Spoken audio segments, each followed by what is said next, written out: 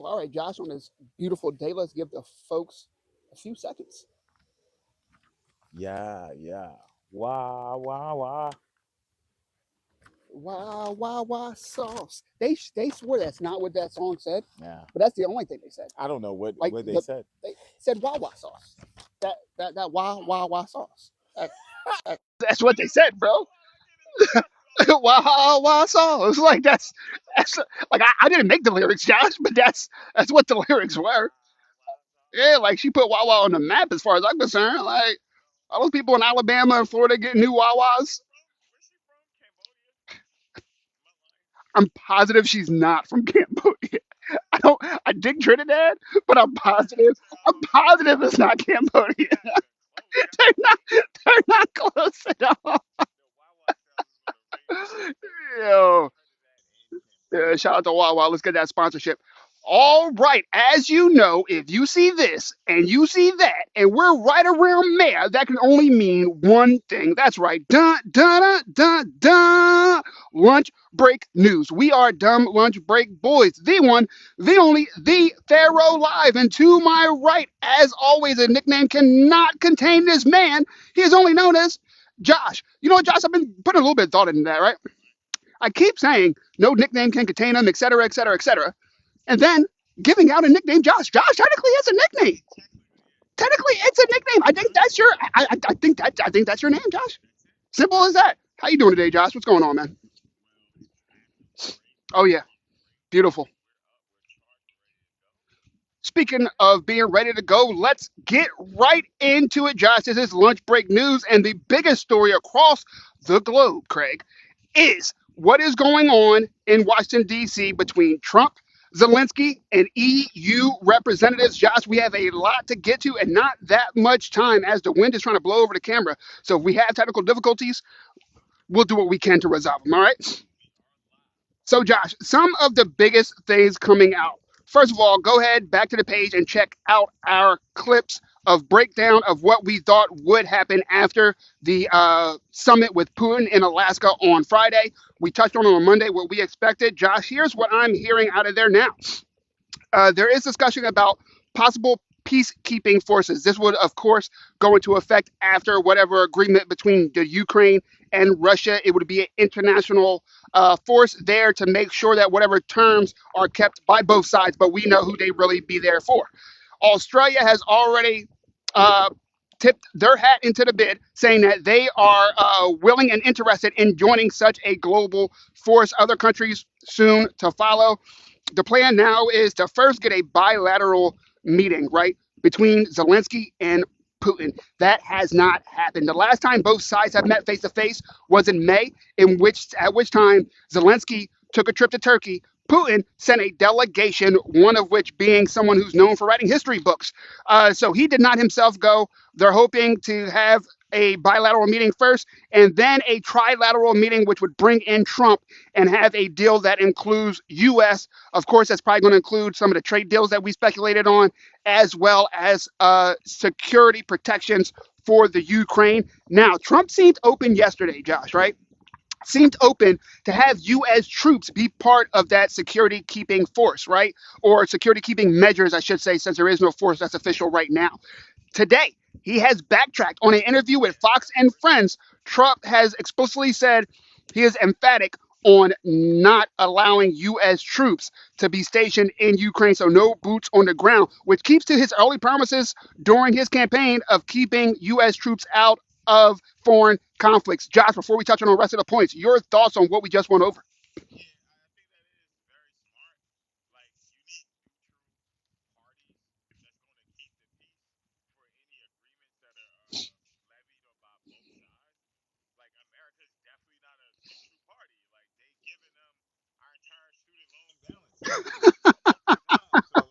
That's a shame. That's a shame. Yeah, yeah. What do you think about the gun? That student loan quit hurt you. I see it. I saw it. I saw it. He was like, hold up, I'm still paying it. All right, Josh, some points of contention now. A big one that we've been speculating on the whole time is, I mean, the whole world is speculating on, is the land, right? Does Russia give up all the land that they worked so hard to gain into Ukraine? Does Ukraine allow Russia to keep all or part of the occupied land that Russia has seized as part of a deal to end their greater war? We don't know which one yet, Josh, but here is where it is leaning. Russia has put out through various sources explicitly that land concessions are going to have to be part of whatever deal is worked out. Meanwhile, Zelensky keeps rebuffing the idea that they are going to give up land, but I do see their language changing, Josh. At first, it went from "we're not giving them any land." You heard them repeat it over and over and over again, right? Oh, it's our nation. They need to get out. They started this war unjustly, et cetera, et cetera, et cetera. But now a lot of their first topics are how a non-starter would be that they didn't get the 35,000 missing Ukrainian children from Russia seized land. Now, Josh, you see that face you made? That's because this has not been a headline previously. It might have been a small mention buried in some type of briefing, but they never put that at the forefront. I think that may be a sign that they are understanding that to end this war, they're going to have to give up some of that land. Now they're just trying to, yes, now they're trying to puff their chest a little bit and be like, well, we're really not going to negotiate on not getting the kids. Meanwhile, I can't imagine Russia gives a f about releasing the kids. If they get the land, I don't think they'll care about where they send the Ukrainian children, Josh. Sure.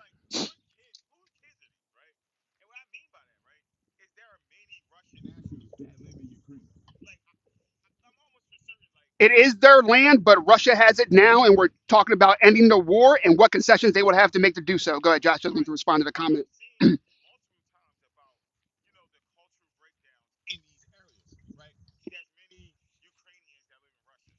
Sure. Sure. Sure. Yeah.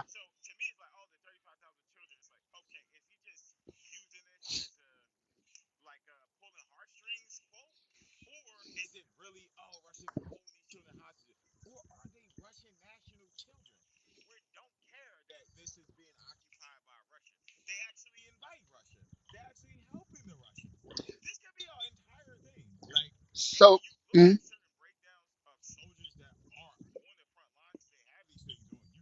yeah.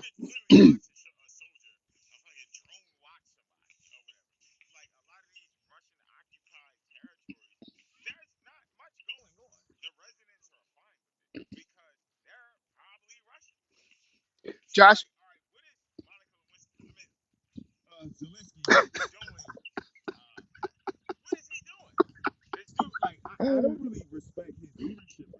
mhm,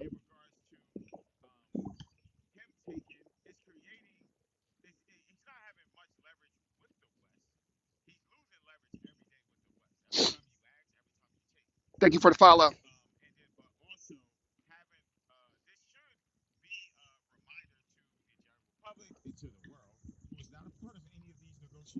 Mhm.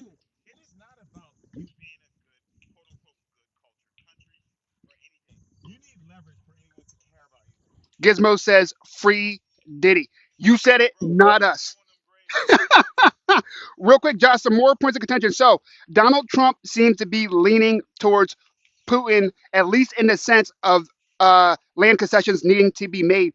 To be honest with you, I understand the moral argument that Zelensky has been putting out that it's their land and they shouldn't have to concede it. I get that. Meanwhile, I also understand a fraction, right? A fraction, as much as I can understand that this is war and that Putin and Russia, whether you think they're winning or losing, who has the biggest chance of still being around in 50 years? Ukraine or Russia? It's Russia without a doubt, right? You don't see Ukraine actually invading and seizing land from Russia. And we have another free Diddy. Damn, free Diddy party is deep in here. And that's not even the main topic in the last couple of weeks. But of course, make sure you guys follow, like, and subscribe because once there is more news on the Diddy trial, because we're goddamn journalists and we killed that coverage on that trial originally. We will have more news as it comes. Gizmos also says free R. Kelly. I'm not touching that one because that man has no shot. He's gone. All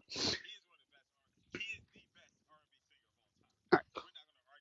Y'all not gonna get me kicked off TikTok real quick, Josh. Okay, go ahead. Go ahead. Go ahead, Josh. See what y'all did? Y'all done got him started. Yes.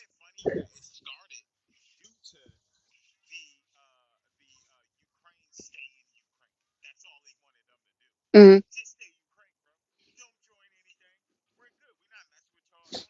Yeah.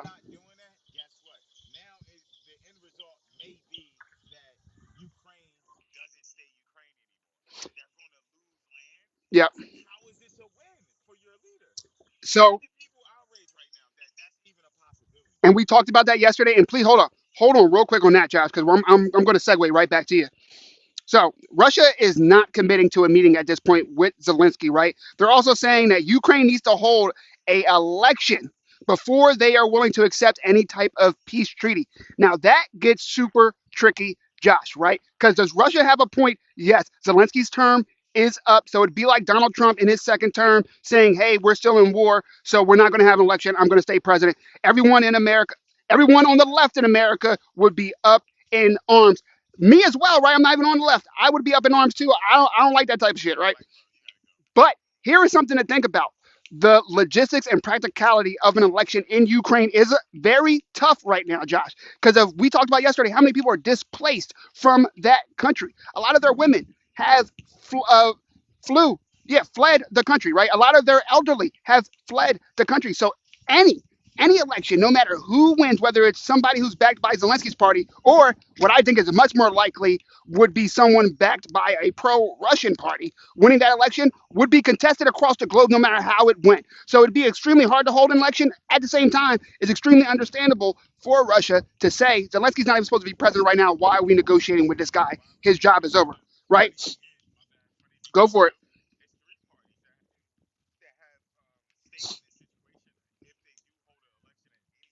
Hmm.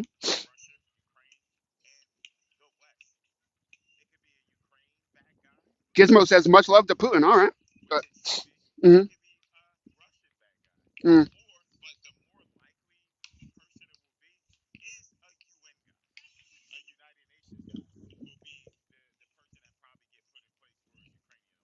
So I would have to look at Putin 100% did not cure cancer.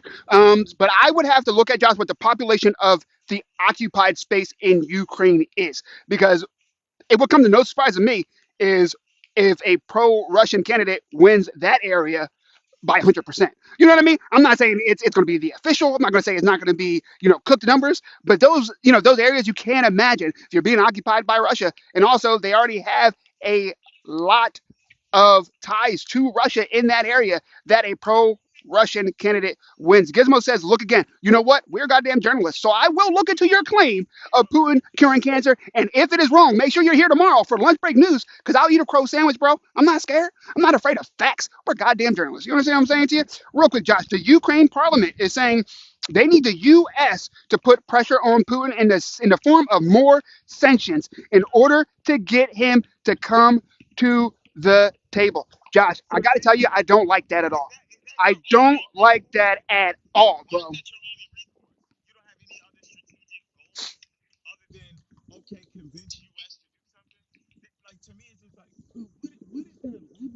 How does that help? And now I understand why Ukraine would want us to do that, right? But eventually, we're going to hit a point where there's not another sanction to put on Russia that will actually affect their decision making, right? They've already lost hundreds of thousands of soldiers. They've already had hundreds of millions of dollars of damages and losses in military equipment, especially that really slick drone strike that they did on the airplanes of Russia that Ukraine pulled off, right? That was impressive for a small nation like Ukraine, right? But we have us as the U.S., as my guy says, Putin calling out U.S. fuckery. I can't argue with that. But what I would say, Josh, is that the U.S. has no real reason, no tangible reason, I'll say, for us to keep pushing at Putin to at which point, what's the breaking point? Us having an actual war with Russia? Because that's something that I'm not trying to hear. That's a non starter for the American people, whether you're on the right or the left. Nobody wants a war with Putin over this, especially.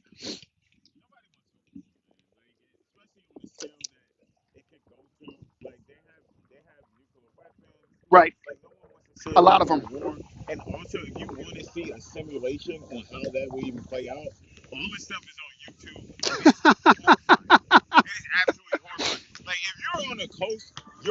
Check that out at your own risk. I've done it before. It's scary.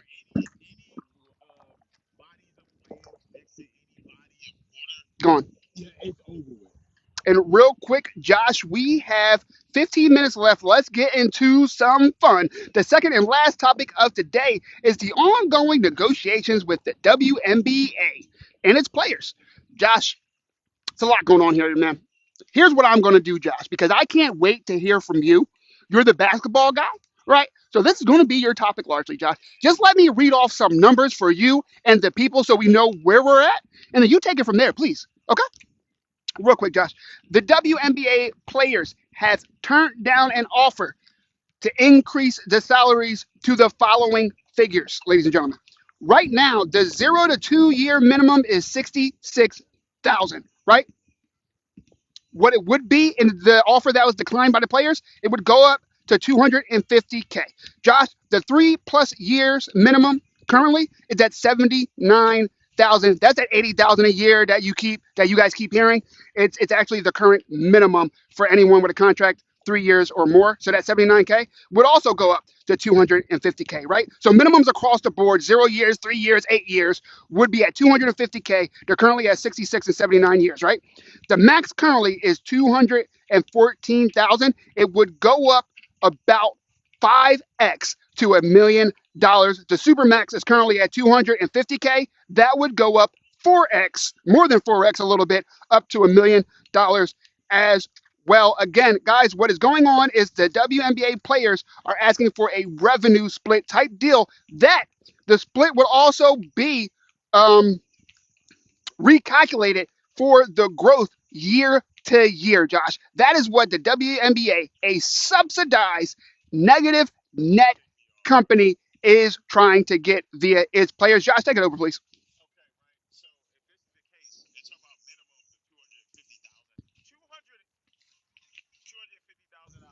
Yeah. That players will be paid, right? Hmm. That for a sport, right? An organization, a sport, whatever you want to call it, Yeah. that provides no intrinsic value to society at all. Nothing. That shit's not entertaining. It's not entertaining at all. I agree If on it that. was, it Mm. would be profitable. Okay. If it was, right, you wouldn't need the NBA and its third party group that's invested in the WNBA in order for it to even be alive, right? Mm. The WNBA would have to, when they become profitable, they would have to pay off the NBA, Mm. right? And who they owe more than 500 million. Yeah, they owe the NBA plus I think it's plus the NBA plus Private the third investors. party Yep. investor Mm. over $500 million, right? Yeah. The funny thing is, right? You know what this is going to open up the door, and I can't wait for this to happen because the NBA is one of those two woke leagues, right? Mm. That will ignore and champion all these things that go against God and the society in general, right? Which Okay. they do, right? Okay. You know what would happen? Mm. 1,250,000, Mm. the minimum. Mm. You're going to start seeing guys identify as women. You're going to see that, bro. And Mark, I'm telling you, mark my words, bro. If you don't have to do anything but announce it, guess Mm. what's going to happen? Mm. Dudes are going to say, I need that 250. Give me that 250. And they're going to be the best player in the league. So give me 3 million. I need 3 million. I need 3 million. You're going to pay these girls $250,000, Mm. right? 80,000 is enough. That's very adequate. What are you doing? You don't even play that many games. You don't even play that many games. The season in the NBA compared to the NBA season is like a quarter of the season, I did right? find that out And recently. Yeah. also too, right? Mm. Let's not ignore this, right? Okay. Let's not ignore this. There are guys at YMCA's all over the world. Mm. This will destroy the best. You can put all the best players Mm. in the WNBA on one team, Okay. and the best high school, Yeah. the best high school team in the nation will Yeah. destroy them. I'd argue 12 to 13 AAU. Will destroy Yeah. them. Yeah. Have you seen these little kids? Yeah.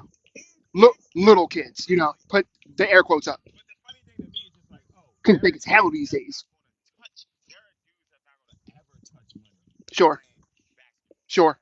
Ever. Sure. Ever. Hmm. And I'm not saying that, oh, men should dominate all sports because we're. No, I'm not saying that at all. Sure. But when we're going into the specific topic where this sport This sport. does not generate anything, Nothing to do with women, men, this sport. tennis Yeah. is a different sport than men's tennis. Sure. The sets are different. Yep.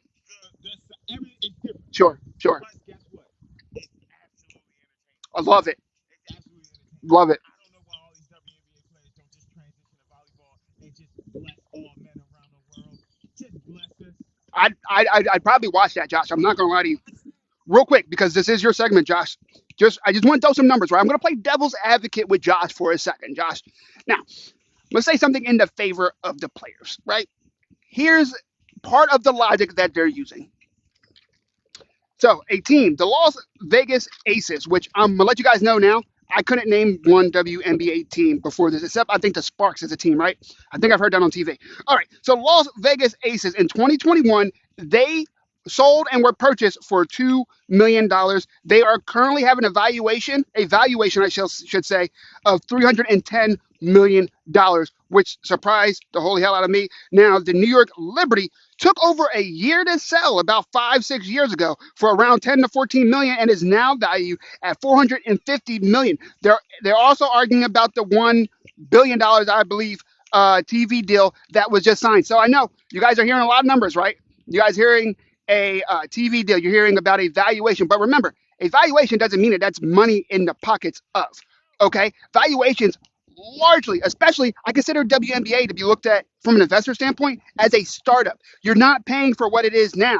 You're paying for what you're hoping it will be if everything goes according to plan. So what this tells me only is that they're looking at the numbers, they're looking at the growth. They're putting that growth and they're putting it out to a certain amount of years and saying, oh, we believe at this point they'll be making this. So right now that means they're worth X. So these figures are imaginary, but these are the figures and the arguments that the WNBA players, as well as others, are using to say why they are asking for that revenue split. Again, revenue split as in the gross revenue, percentage of the gross revenue, because if they were asking for the net, then the investors in the NBA would be sending them a bill at the end of every year because the WNBA loses millions on millions on millions every single year. But Josh, I go back to you. But you know what's so funny, right? It's like, oh, the estimated value, right? Yeah, That's one appraiser.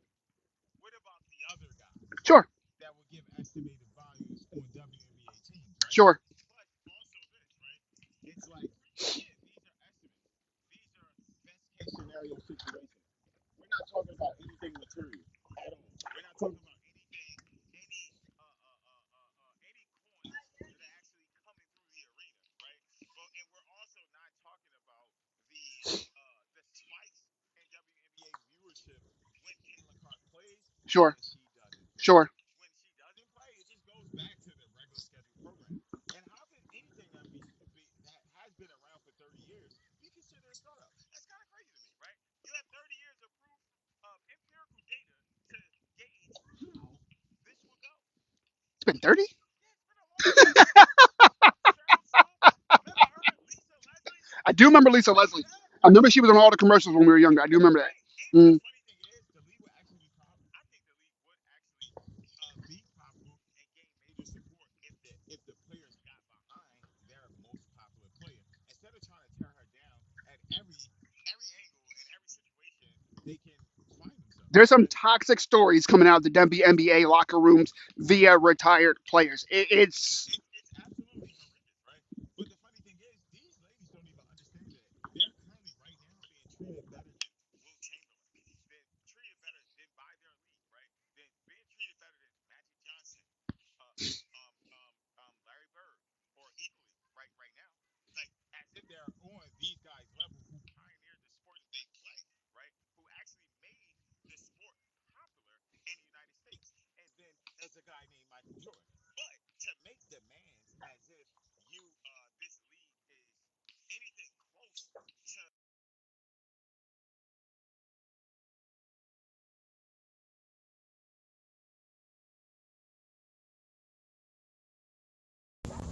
what happened.